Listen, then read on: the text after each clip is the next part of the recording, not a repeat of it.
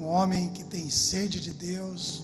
Teve há poucos dias agora pregando nos Estados Unidos. Vamos dar um aplauso pela vida do pastor Adriano. Amém?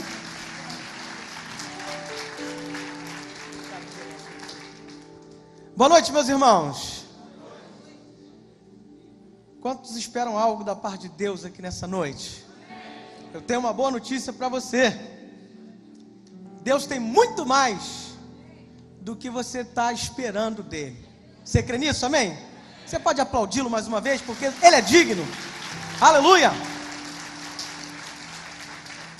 Quantos já passaram por Tribobó? Já ouviram falar em Tribobó? Alguns irmãos, né?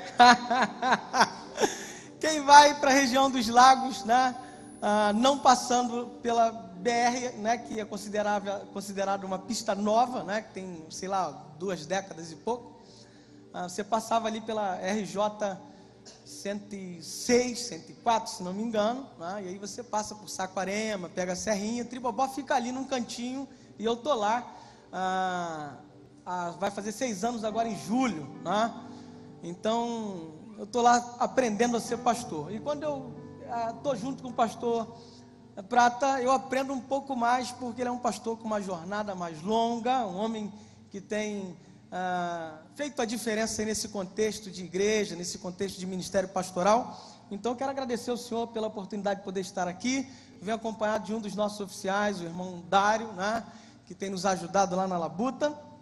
Mas eu vim ser uma voz de Deus aqui para você nessa noite, porque aquilo que vou falar não é a palavra do pastor Adriano, como bem disse o pastor Prata, é a palavra de Deus, né? Eu dei um tema a essa palavra, e sempre que vou pregar em algum lugar, eu já fico no culto desde o início pedindo a Deus: Senhor, confirme essa palavra que o Senhor plantou no meu coração. Tem gente que pensa que o ministério pastoral é só chegar aqui e ministrar, né? A pré-ministração é muito mais tensa do que a ministração em si, porque a gente precisa pedir a Deus uma palavra do céu, uma revelação de Deus, para que a gente possa de fato ser um canal e abençoar o povo de Deus. Então, você que veio para esse culto nessa noite, você é um grande empreendedor. Eu posso ouvir um amém? Amém. E o seu maior empreendimento é a sua própria vida, né? E como bem disse o pastor também nessa noite, eu já estava ali pensando nisso, a sua vida no altar de Deus, porque é isso que faz toda a diferença. Então eu dei um tema a essa palavra, e ele já falou alguma coisa aqui perto disso, né? Nossos sonhos e a arte de superar obstáculos. Eu não sei como você entrou aqui, querido. Talvez você tenha entrado aqui com sonhos abortados. Talvez você tenha entrado aqui com sonhos desvanecentes, com sonhos que estavam já à beira do sepulcro, mas nessa noite, por causa dessa palavra que tem poder, os seus sonhos que estavam morrendo serão reerguidos, aqueles que já morreram serão ressuscitados, e Deus vai fazer coisas tremendas na sua vida, nos teus negócios, na sua casa, na sua vida como pessoa, enquanto indivíduo, para que o nome dele seja glorificado no nome de Jesus. Então eu quero convidar você a abrir comigo a sua Bíblia no livro do Gênesis, né? Livro do princípio de todas as coisas. Gênesis é o primeiro livro da Bíblia, né? É o primeiro livro da Bíblia. E eu vou falar um pouquinho sobre a história de um grande sonhador, né? Talvez muitos aqui já conheçam essa história, sobre José, um homem que teve sonhos de Deus, mas que teve um poder de superação tremendo, que teve uma resiliência tremenda, porque ele soube de fato encarar tudo aquilo que poderia fazer com que os seus sonhos fossem abortados. Mas o pastor tratou de um assunto aqui muito importante, que na teologia é denominada como soberania de Deus. Quantos creem que Deus é Senhor de céus e terras? Então, queridos, os propósitos de Deus para a nossa vida, eles vão se cumprir fiel e cabalmente. A grande questão, os sonhos de José se tornaram realidade, porque os sonhos dele eram sonhos de Deus. Então a grande questão é que os nossos sonhos estejam ajustados, os nossos sonhos sejam consonantes com os projetos de Deus. É isso. É só só a gente saber o que Deus quer de mim, e em cima daquilo que Ele quer de nós vamos sonhar, nós vamos projetar, e Deus vai pôr a sua mão, de modo que esses sonhos vão se tornar realidade. Aleluia. Gênesis 37, versículo de número 5, nós vamos ler até o versículo 11, Gênesis 37, versículo 5 até o 11, quem achou diga amém. Diz assim o texto sagrado: teve José o quê? O quê? Um sonho, e relatou a seus irmãos, por isso o odiaram ainda mais, pois lhes disse: rogo-vos, ouvi este sonho que tive. Atávamos feixes no campo, e eis que o meu feixe se levantou e ficou em pé, e os vossos feixes o rodeavam e se inclinavam perante o meu. Então lhe disseram seus irmãos: reinarás com efeito sobre nós, e sobre nós dominarás realmente. E com isso tanto mais, o quê?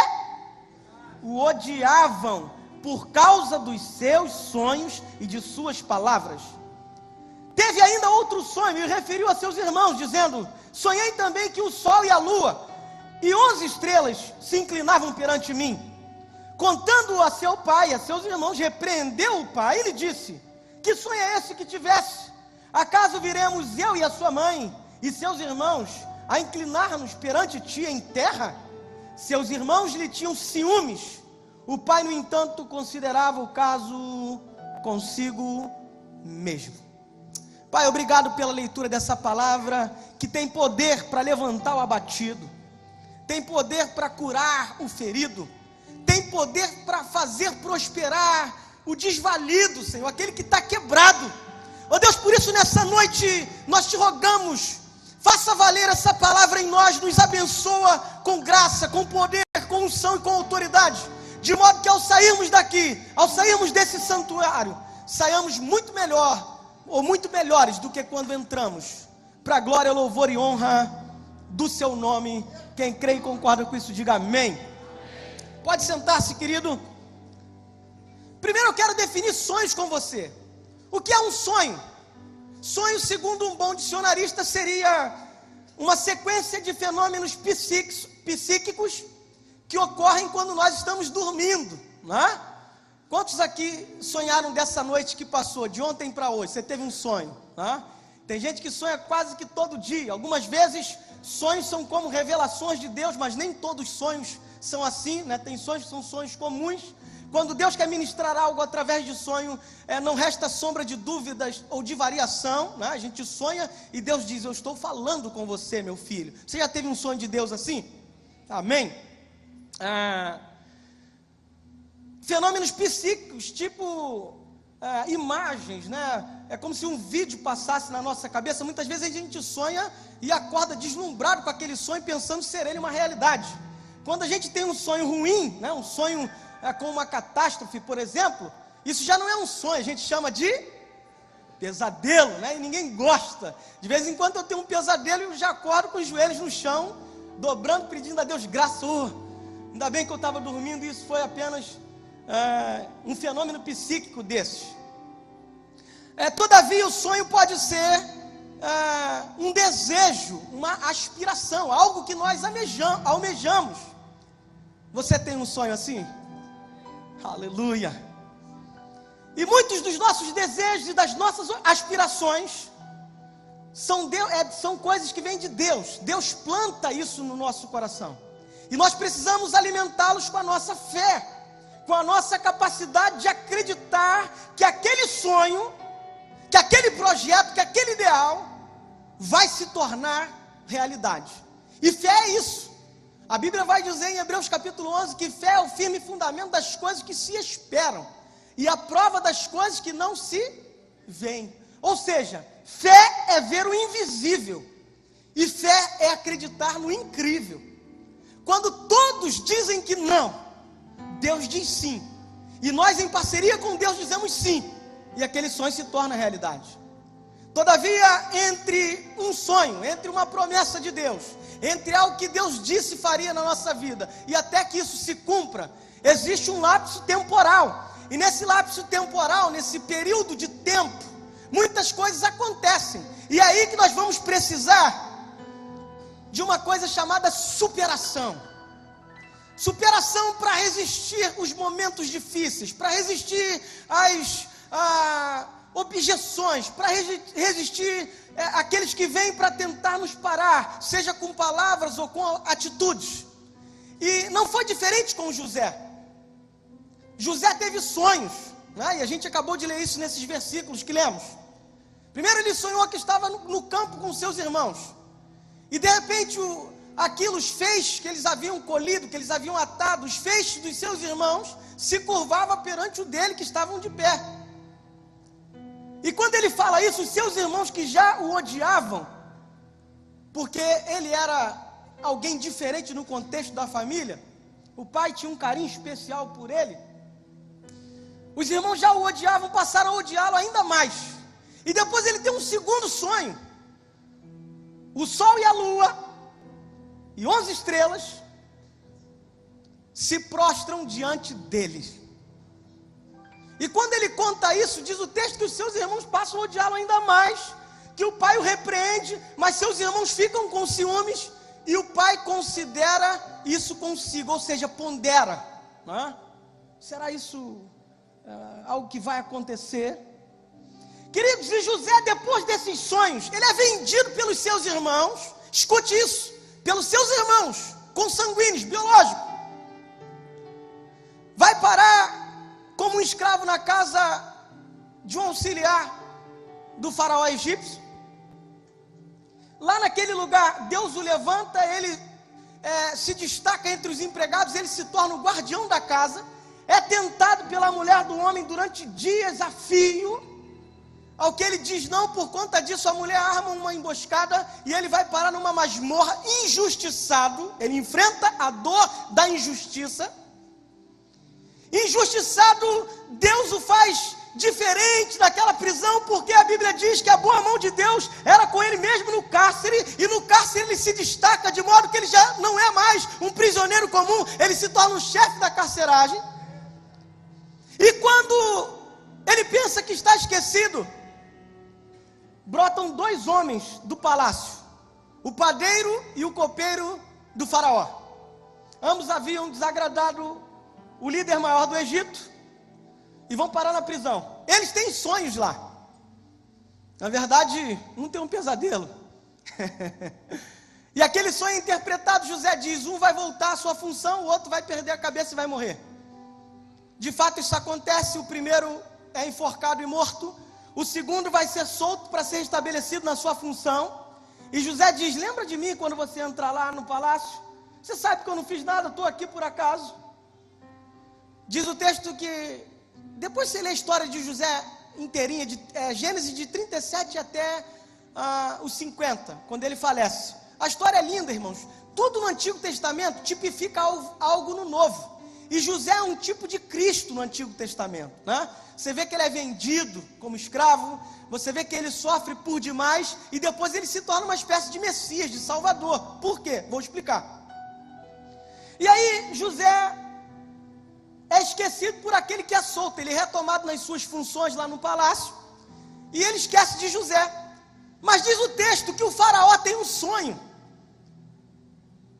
e nesse sonho ele fica perturbado, chama algumas pessoas do seu reinado, lá do seu domínio, e ninguém consegue interpretar.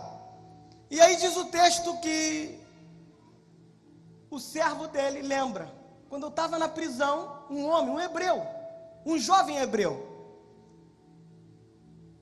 revelou o meu sonho e o sonho do meu colega. O colega morreu e eu estou aqui. Portanto, eu acredito que ele pode revelar o sonho do Senhor. Barbeiam José, colocam nele uma boa roupa e ele vai à presença do faraó.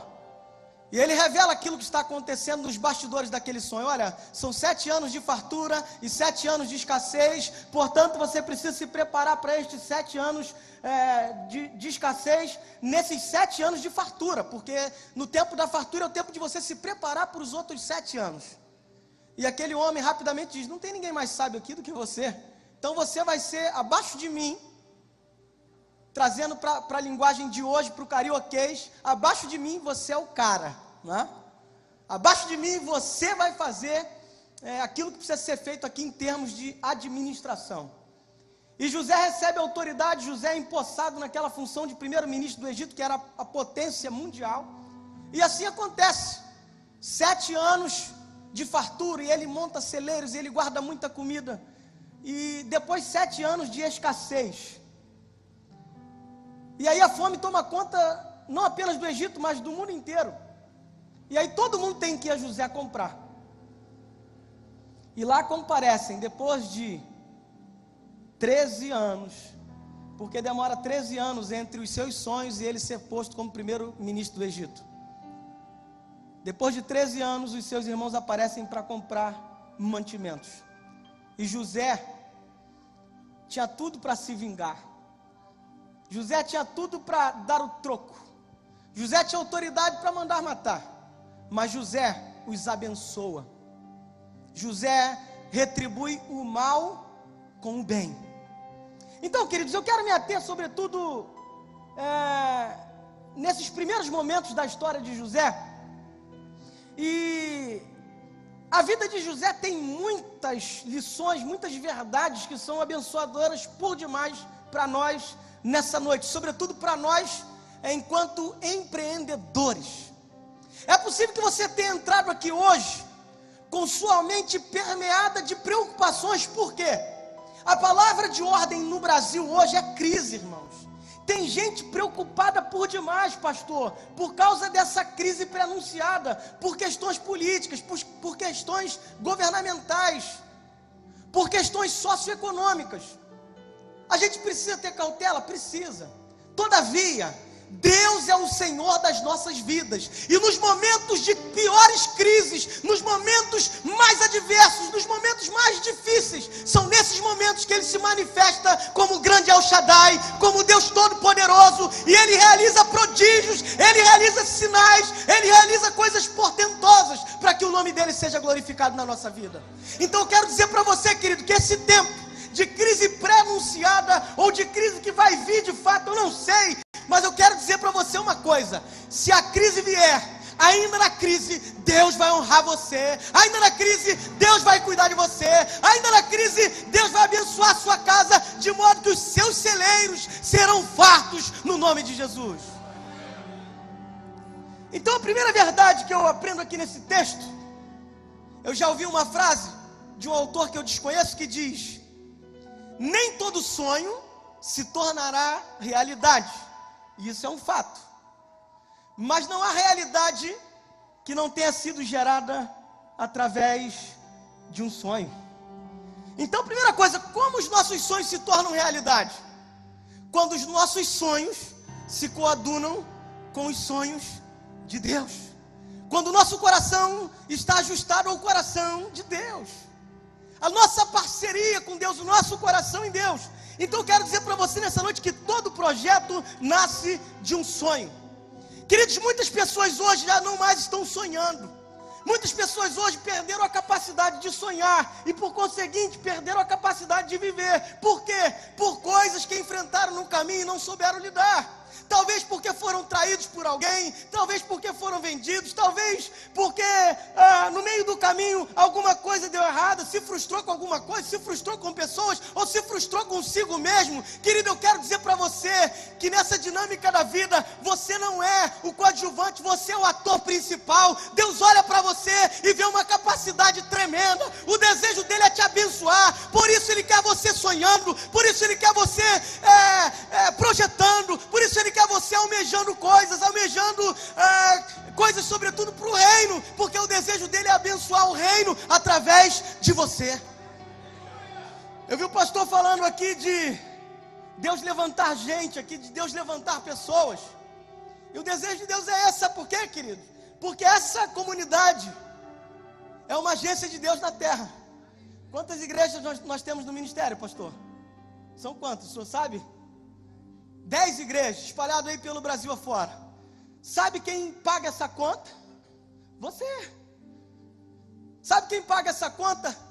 Você, através daquilo que você investe aqui. Isso é parceria. Isso é entendimento de visão de reino. Portanto, querido, eu quero dizer para você, esse projeto que você tem aí, amplie ele. Ouse sonhar, ainda que pessoas digam para você: olha, não vai dar certo, você não vai conseguir. Não ouça a voz negativa, ouça a voz de Deus. E o que Deus está dizendo para você é: eu estou sonhando os sonhos que estou plantando no teu coração. Esses sonhos são meus, ainda que todos digam não, eu vou fazer os seus sonhos se tornarem realidade. Pode aplaudir o Senhor, Ele é digno. Aleluia!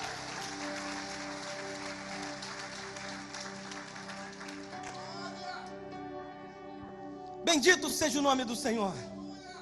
Segunda verdade que eu vejo aqui nesse texto e na história de José é que um sonhador provoca inveja e ódio. Precisamos superar os oponentes. Queridos, essa é uma grande questão e Deus deseja trabalhar isso em nós.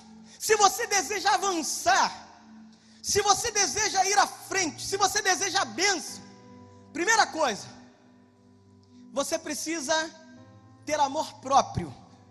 Ou seja, eu preciso me amar. E eu não estou falando de narcisismo, né? Você achar que você é o mais inteligente da face da terra, de você tripudiar o outro, porque talvez não tenha estudado como você. Eu não estou falando de egolatria, de você se auto-idolatrar, porque você se acha muito bonito, né? Se acha muito inteligente, ou porque você tem um carro melhor do que um colega do lado. Mas eu estou falando de amor próprio, porque ninguém pode dar ao outro aquilo que não tem. Então você precisa se amar. Quando eu me amo, eu consigo amar o meu próximo. Por isso Jesus disse: amem o seu próximo como a si mesmo. Se eu não amar o meu próximo, se eu não me amar, eu não consigo amar o meu próximo. E o próximo vai além do irmão que está do lado, vai além daquele que me faz bem. Eu preciso amar sobretudo aquele que me faz o mal. E aí que está a grande questão. José aprendeu isso, querido. E a gente aprende muitas vezes. Quantos têm pedido assim: Senhor, me ensina a amar? Você tem pedido isso para Deus? Deus não vai estalar o dedo para você e você vai estar cheio de amor no coração.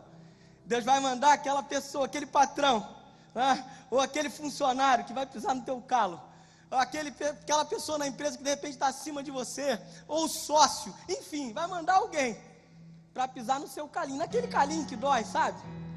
Quantos estão entendendo isso? E ali você vai aprender a amar. Querido, se você quer ser um sonhador, se você quer ter projetos, se você quer fazer a diferença no contexto onde você vive, aprenda, você vai conviver com o ódio e a inveja de outrem, talvez sem fazer nada.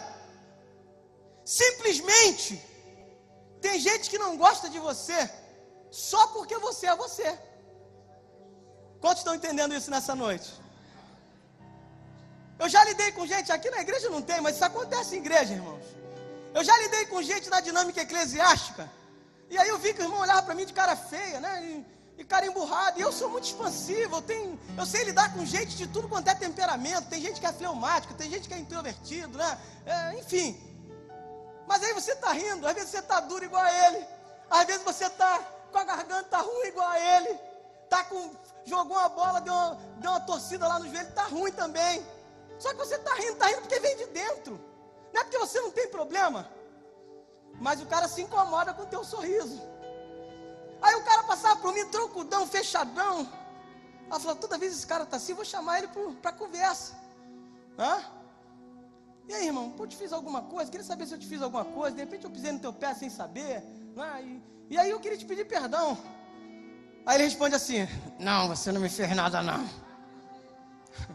Aí eu falei: que bom, aleluia. Mas mesmo assim, mesmo sem fazer, eu quero te pedir perdão na paz do Senhor. E aí, irmão, quando eu vi que a coisa persistia, larguei de mão. Sabe por quê? Porque senão eu perco o foco. É aí que a gente olha a vida de Davi. Davi foi um homem segundo o coração de Deus e foi ungido o segundo rei de Israel.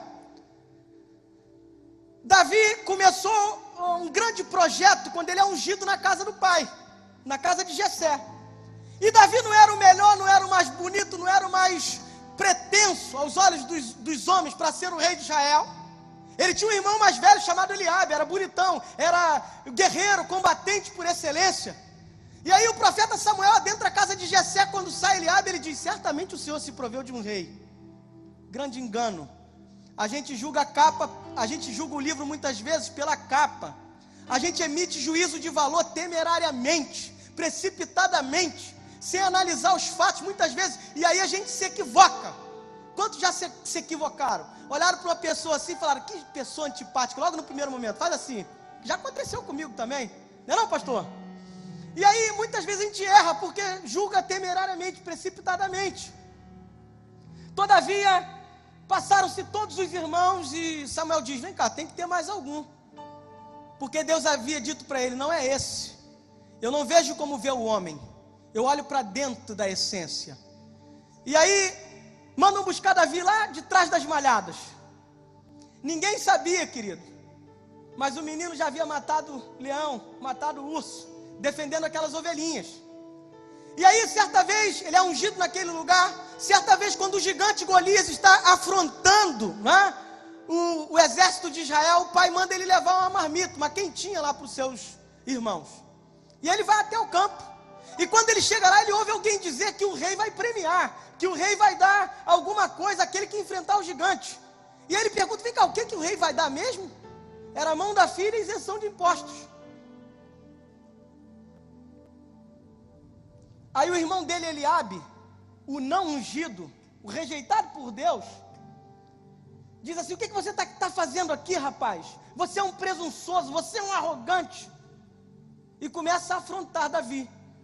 O texto diz que Davi olha para ele, desvia o seu olhar e foca-se naquilo que ele estava fazendo. Volta a perguntar como se nada tivesse acontecido.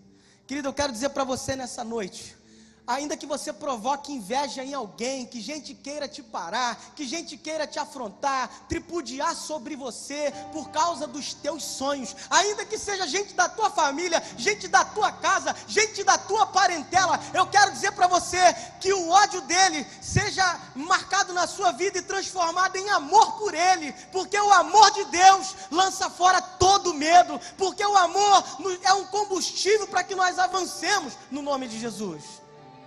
Eu quero dizer para você que os seus oponentes não podem te parar. Quer sejam eles espíritos caídos, ou seja, os demônios, porque os demônios se rendem em face do nome que é sobre todo nome, o nome de Jesus. E sobre você está o sangue do Cordeiro. A Bíblia diz que aquele que é de Deus, o maligno não lhe toca. Pastor, mas o diabo já tocou em algumas áreas da minha vida. O diabo tem um campo delimitado de ação. Olha para a vida de Jó. Ele só tocou até onde Deus o autorizou, até onde Deus o autorizara. Portanto, você precisa superar seus oponentes. Você precisa entender que com a oponência de alguns, Deus está te ensinando a amar, Deus está te ensinando a perdoar, Deus está te ensinando a ser diferente nesse contexto do qual nós estamos inseridos. Quando a gente olha para a sociedade, eu vinha comentando com o Dário hoje, sobre um menino que decapitou a namorada porque foi traída por ela. Quem viu essa notícia? Uma notícia calamitosa demais, irmão, uma coisa desgraçada. Traiu, errou, larga então, rumo da namorada, nem casado era. O cara vai dar cabo da menina de uma forma cruel, desastrosa, desumana, e vai preso, vai apodrecer na cadeia, acabou com várias vidas, né? Interessante é quando a gente aprende a amar aqueles que nos fazem mal. Portanto, se nessa trajetória você parou porque alguém te fez o mal, porque alguém semeou o mal em você, eu quero dizer para você: supere isso com amor, com a graça manifestada de Deus, porque essa graça está aqui. Você é amado de Deus e o desejo de Deus é que você ame mesmo aquele que tem se tornado o seu pior algoz, no nome de Jesus. É isso que Davi faz, é isso que José faz. Ele ama aqueles que lhe vendem, ele ama os seus piores inimigos no momento que são os seus próprios irmãos. Então, uma outra verdade que a gente aprende aqui é que ainda que nos vendam, nós chegaremos lá. Pastor, o que significa esse ser vendido para o nosso contexto?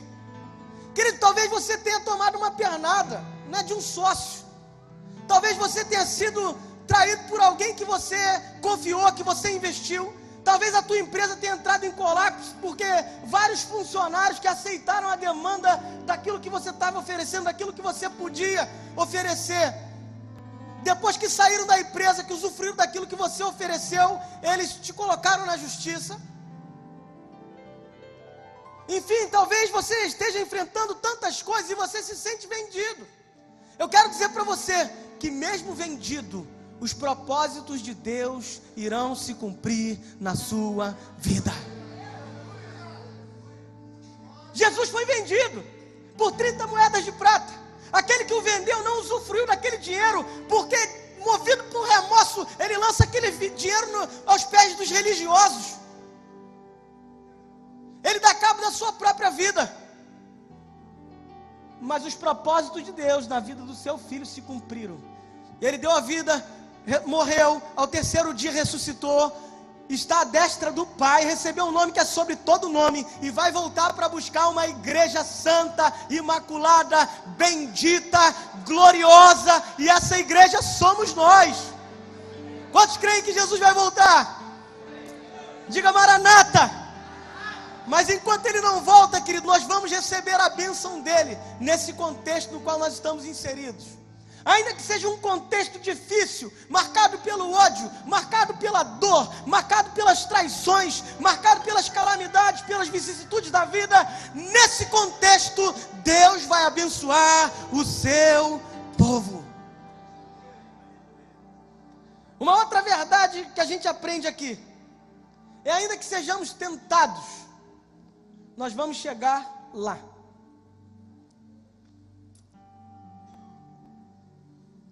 Deus é suficientemente bom para te preservar no momento da tentação. E aí você pode falar assim: pastor, mas eu entrei aqui hoje, eu estou culpado porque de alguma forma eu fui tentado e eu cedi à tentação. Queridos, escute isso. Eu tenho conseguido ajudar tantas pessoas porque eu tenho entendido o que é a graça manifesta de Deus. Muitas pessoas vivem debaixo de um legalismo e não compreendem a dinâmica, a dimensão, a magnitude do amor insondável de Deus. A Bíblia é enfática. O apóstolo João, o apóstolo denominado apóstolo do amor, ele diz: filhinhos, não pequeis. A voz é imperativa. Mas o versículo segue dizendo: todavia, se alguém pecar, temos um advogado junto ao Pai, Jesus Cristo, o justo. Talvez você tenha entrado em colapso porque você cedeu a uma tentação, você entrou em algo que não deveria ter entrado e você falhou, mas ainda assim eu quero dizer para você que Deus te ama o suficiente para te soerguer, para te levantar, para te levar para um recomeço, para um reinício, para você reiniciar. E a Bíblia diz que a glória da segunda casa será maior do que a da primeira. Deus é um Deus de recomeço. Deus é um Deus que levanta o abatido, levanta o caído, levanta o prostrado e faz o nome dele grande na vida de toda e qualquer pessoa. Escute o que eu vou lhe dizer, querido. Muitos dos nossos desatinos, muitos dos nossos aparentes fracassos servem para uma coisa: para mostrar o quão débeis, o quão frágeis e o quão dependentes de Deus nós somos. Você depende de você mesmo, um pouco, limitadamente. Você depende do irmão do lado, você depende do pastor, nós dependemos uns dos outros. Todavia, essa dependência é limitada. Agora, a nossa dependência de Deus, ela é plena e total. Quando você entende isso, querido, Deus vai te empurrando, Deus vai te levando, porque Ele faz de grande o nome dEle na nossa vida. Ainda que você seja tentado, você vai chegar lá. Ainda que você tenha tropeçado, Deus tem sempre um plano B. Você vai chegar lá no nome de Jesus. Quinta verdade que a gente aprende na história de José: quando todos nos esquecem, Deus se lembra de nós. Eu não sei como você entrou aqui hoje, querido. Talvez você tenha entrado aqui se sentindo esquecido, se sentindo desprezível ou desprezado, porque todos te esqueceram. Talvez você tenha entrado aqui como uma última cartada para você recomeçar o seu negócio, que lá atrás fracassou. Deus está dizendo para você: eu não esqueci de você. Aleluia. José está lá no capítulo 40, quando você for ler o texto todo, você vai ver, ele pede para o menino que está saindo da prisão: olha, lembra de mim quando tu chegar lá no palácio? O cara esqueceu. Mas Deus não. O propósito de Deus estava no seu processo, estava na sua trajetória, estava se cumprindo, ainda que ele não estivesse percebendo. Esse culto hoje faz parte de uma dinâmica de Deus. Estava na agenda de Deus, no processo de Deus, para você chegar onde você vai chegar. E eu quero dizer para pessoas que já estão num patamar, que estão achando assim: poxa, como Deus tem me abençoado, como Deus tem me honrado nesse tempo, da onde eu saí, aonde eu estou. Querido, Deus vai fazer muito mais. Escute o que eu estou dizendo: Deus vai colocar coisas muito mais tremendas na tua mão, de maneira que você não pode nem imaginar. Porque Deus faz acima daquilo que podemos pedir ou pensar.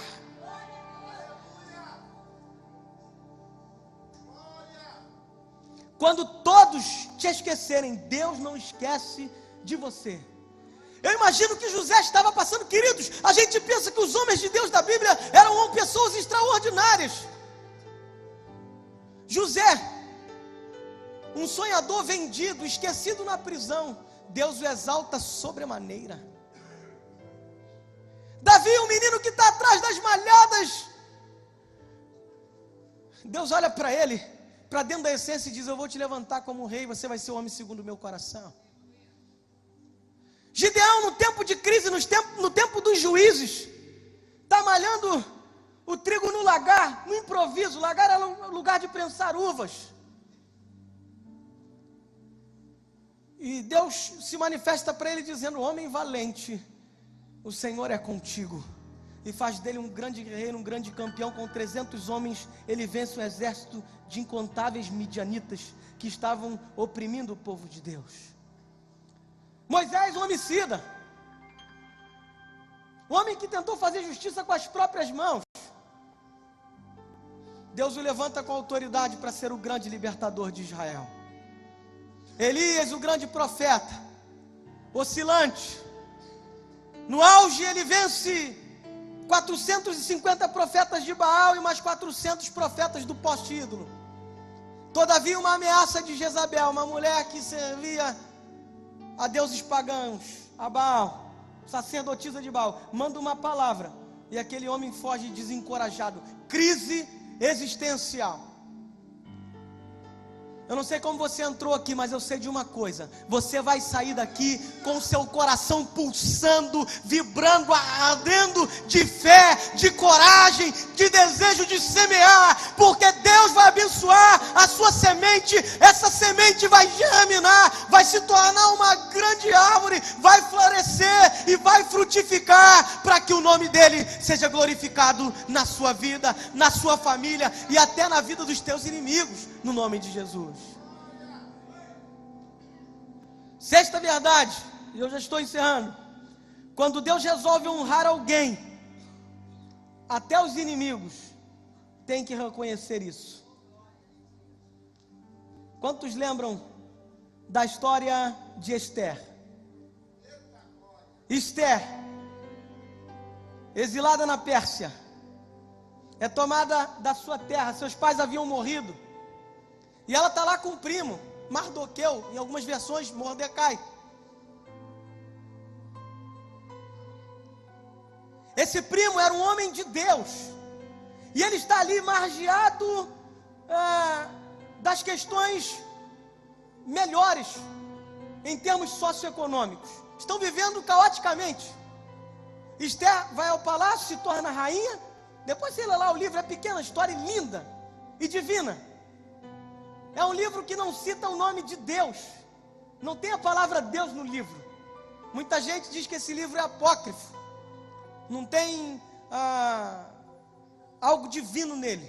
mas tudo que se vê naquele livro é Deus. Por quê?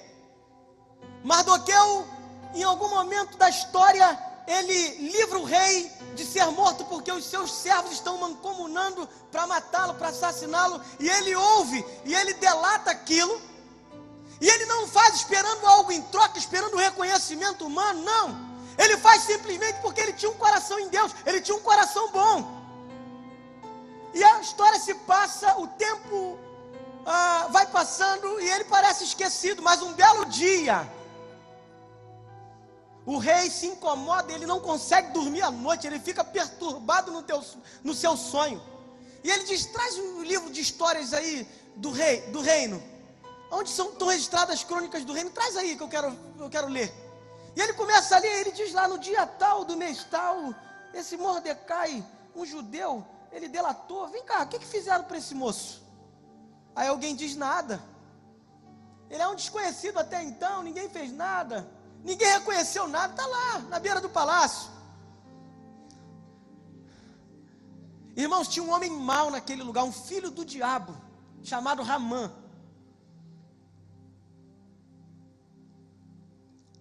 E aquele homem tinha mancomunado para matar o Mordecai, ou Mardoqueu, como queira. Algumas versões falam um nome, outras versões falam outro.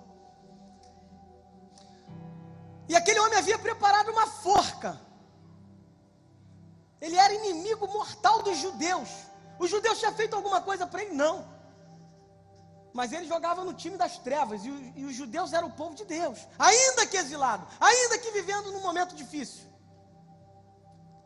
E aí, queridos, o rei manda chamar esse homem mau chamado Ramã, e quando ele entra, o rei pergunta para ele: o que eu devo fazer para alguém que eu quero honrar?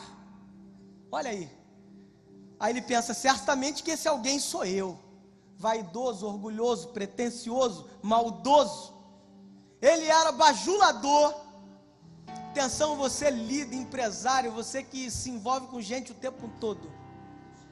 Os piores tipos de pessoas, as menos confiáveis, são aquelas que te bajulam. O irmão falou aqui um termo bem usado hoje. Você conhece? Pode falar aqui esse termo, pastor? Puxa saco, né?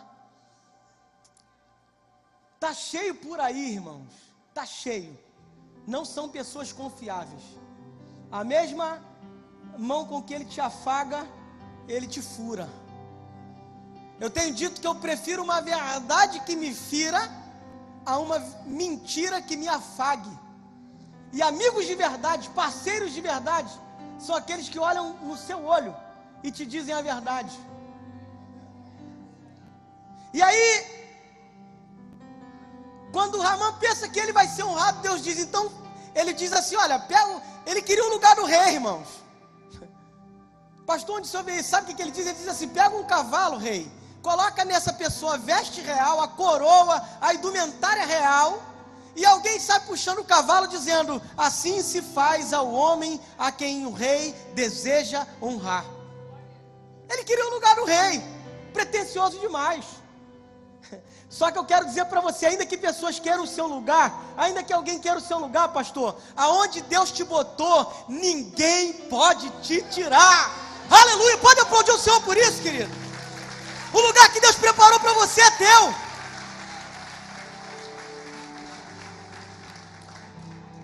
E aí, quando o rei diz para ele: olha, então você chama o Mardoqueu, o hebreu, e faz isso com ele, você vai puxar o cavalo. Eita, irmãos, o negócio pegou fogo na cidade inteira. Eu imagino aquele cara puxando o cavalo. Ele não estava vibrando: assim se faz ao homem que Deus... Não estava assim, irmão. Ele estava assim, ó: assim se faz ao homem a quem Deus deseja honrar. E eu ficava imaginando: ó, tem que falar alto. Você falou que era gritando. Assim se faz ao homem a quem Deus deseja honrar. Querido, os teus inimigos, isso não é para você tramar vingança, urdir vingança. Não, a coisa acontece de forma natural. Quando Deus resolve te honrar, os teus inimigos vão ver essa honra de Deus na tua vida, no nome de Jesus. E até os teus inimigos vão ter que reconhecer isso. Com José foi assim. Os sonhos dele, os irmãos tiveram que se prostrar. O pai vai até lá e se sabe que é José. Eu fico imaginando, caramba, aquele sonho, 13 anos se passaram, está aqui, aconteceu. Querido, o sonho de Deus vai se cumprir na tua vida. Aquilo que Deus projetou, que Deus fez brotar no teu coração, em parceria com Deus, esses sonhos de Deus, eles vão se tornar realidade no nome de Jesus. Você que me assiste por essa mídia, talvez você tenha pego essa mensagem 10 dias ou 20 dias, 1 ano, 2 anos depois do que ela foi gravada. Eu quero dizer para você, essa palavra é contemporânea, ela serve para ontem, para hoje e para amanhã, ela é para você. Deus vai fazer com que os seus sonhos se tornem realidade no nome de Jesus. Última verdade, para nós chegarmos ao lugar que Deus preparou para nós, é preciso... Diga para o irmão que está do seu lado, superação. Diga de novo, só mais essa vez, superação. Superação, reverendo. É preciso superação. Sabe o que é superação? Superação do prefixo super e do sufixo ação. Super é algo grandioso, é algo extraordinário, é algo maior do que o normal, super. E ação é movimento. Então a gente precisa de um movimento, de uma ação maior do que o normal. Sabe quem faz isso? É Deus. Talvez você tenha entrado aqui nessa noite fragilizado, debilitado. Essa superação que você precisa para vencer, para suportar os desafios, as dificuldades, os oponentes e para continuar sonhando. Essa superação é algo extraordinário, é algo fenomenológico, é algo de Deus para a minha vida e para a sua vida. Portanto, você vai sair daqui pronto para superar os obstáculos, pronto para superar os desafios, pronto para superar as intempéries, e superando, os sonhos de Deus vão se tornar realidade para a sua vida.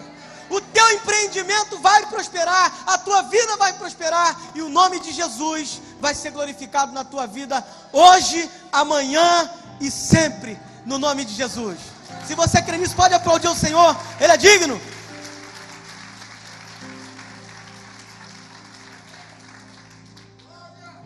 Eu queria encerrar e entregar ao pastor com uma palavra de oração. Fique de pé. Antes de orar, eu quero fazer um merchandising aqui. Posso fazer um merchandising, pastor?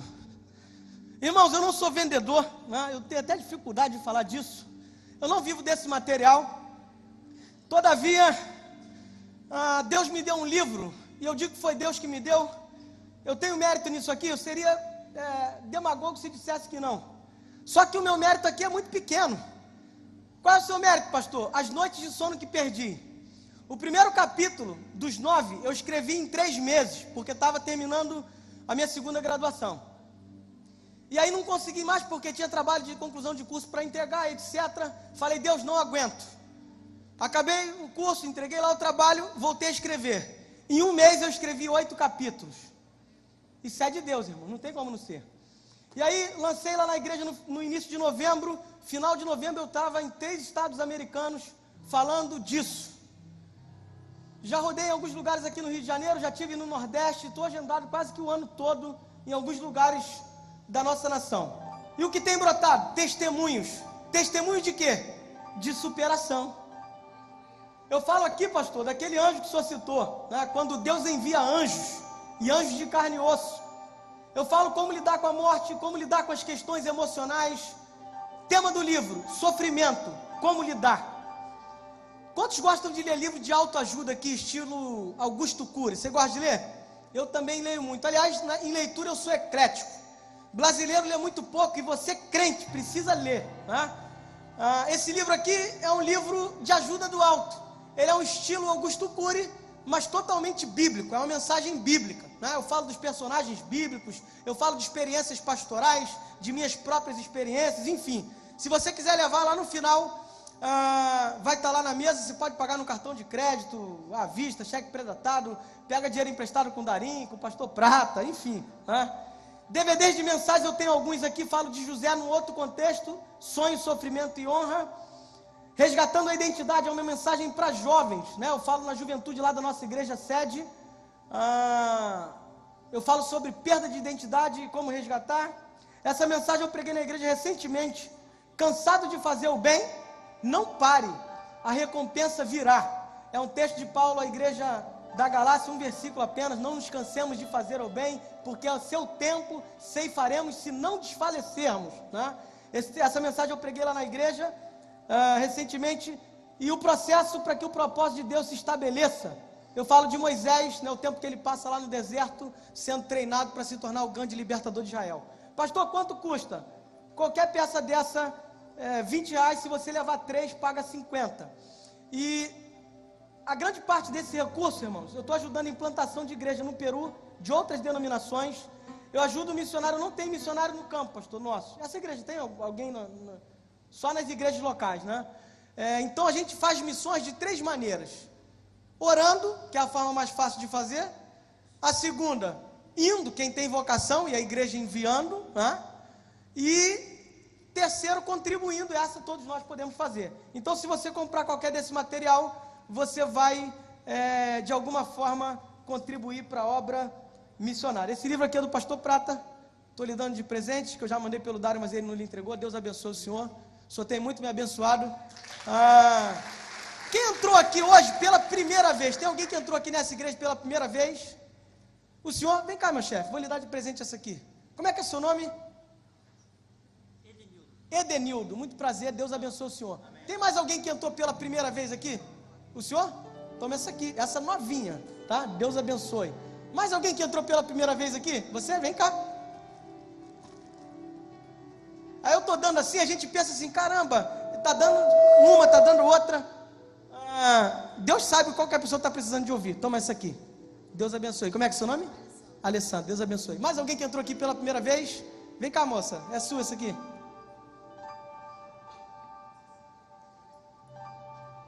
Família, tá bom? Aleluia. Deus é bom, irmãos.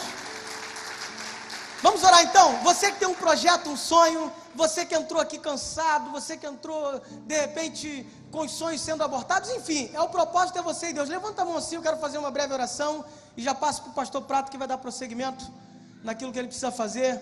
Pai, no nome de Jesus, está aqui o teu povo, o rebanho do teu pastoreio, essa igreja linda, esse povo, ó Deus, que se desvencilhou no meio de semana do trânsito caótico do Rio de Janeiro, que se desvencilhou do cansaço físico, emocional, por causa das tarefas laborativas, que deixaram lá os seus negócios um pouco mais cedo para chegar aqui. Ó Deus, nós não vamos sair daqui como entramos, vamos sair bem melhores. Quem entrou bem vai sair melhor, quem entrou para baixo vai sair levantado, erguido para a glória do teu nome. Eu abençoo esses irmãos, Pai, e que nós tenhamos capacidade de ter resiliência, de superar, para que possamos vencer os desafios da vida, e que o Senhor continue nos abençoando hoje e sempre, no nome de Jesus. Quem concorda comigo, diga amém. Você foi abençoado nessa noite? Você pode aplaudir o Senhor por isso? Aleluia! Deus abençoe, pastor.